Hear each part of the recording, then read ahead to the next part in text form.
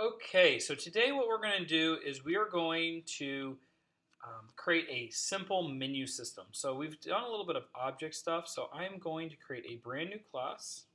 Actually, let's create a brand new project in here. And I will call this one sample menu program. And inside here, what we're going to look to do is to create a program that will take an input from the user and do different types of menus. So I'm going to create another class. I'm going to call this menu examples. And I'll create a main method in here. Now, this one should be pretty straightforward here. We're going to create a scanner, system.in. And then we are going to create an int here called choice. I'm going to make that one equal to 0 or negative 1 at the beginning. So what we're going to do here is we're going to create a while choice is not equal to 5. So 5 is going to be my exit command. So let me show you the menu real quick. I'm going to create I'm going to create what it's going to print out. So public void print menu. And I'm just going to create a system out println here, and we're going to say, please select one of the following. And I'm actually going to go ahead and do the plus and then option 1, and option 1 is option 1. I'm not going to bother giving a piece of information there. So make sure you're putting the new line characters at the end of each one of these, because if you do that, if you forget to do that, you're going to get everything on one line. That's not good.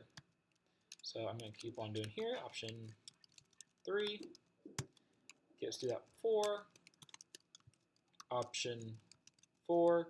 And I'm last but not least, I'm going to do 5, and it's going to be exit the program. And I'm going to make sure that I have, so that's going to be great. So at the end of this program here, I'm going to do another system to exit here, so we know that it exited. Thank you for using this program.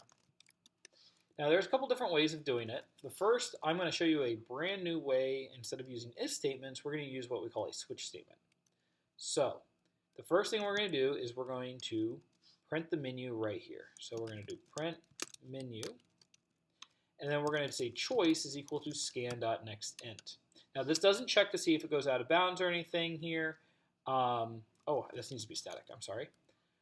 It doesn't check to see if it goes out of bounds, it just does it here. Now the reason why we need to do it before the while loop here is this way we can do it right before we check here.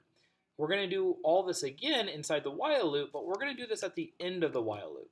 This way, if we hit 5, we come over here, oh, 5, thank you for using the program. Everything else that we're going to do is going to be above that print part here.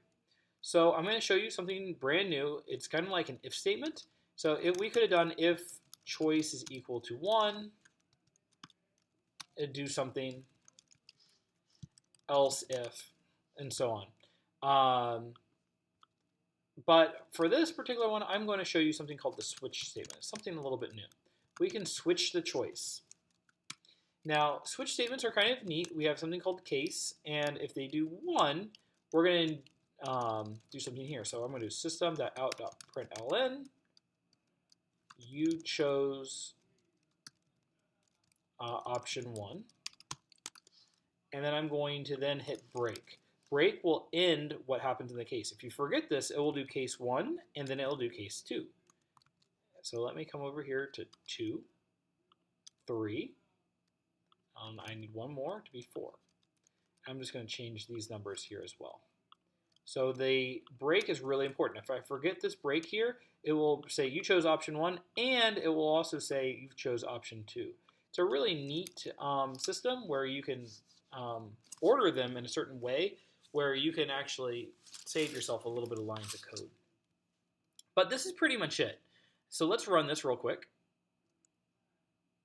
And here, which one's my options? Oh, I want option 1. And I need to make that a little bit bigger so you can see what's going on. You chose option 1. Perfect. Let's do 2. Perfect. 3, 4, exit. And that ends the program. So this will keep on going till we hit 5. Now, you could go in here and say, oh, add invalid options. So we could say something called default. This would be the same as the else statement in an if statement here. It will catch it if none of these are true. So here we go is,